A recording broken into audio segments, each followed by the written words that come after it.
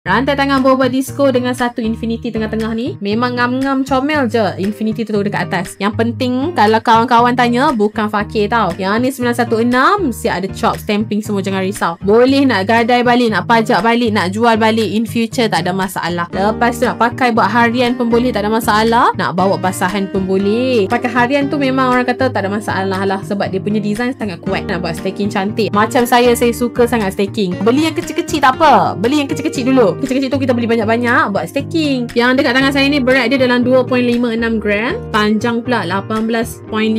Lepas tu tambah lagi dekat ujung dia 1.5 cm extension. Nah, extension pun 916 tau. Setiap pembelian akan dapat sekali dengan receipt dan juga invoice. Arisa akan bercuti selama 3 bulan. Tapi tak apalah korang, sebab kawan-kawan kita di Level 16 akan live menggunakan akaun Arisa.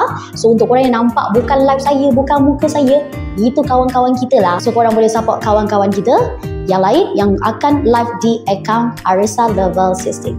Sekarang jumpa tahun depan. Bye bye.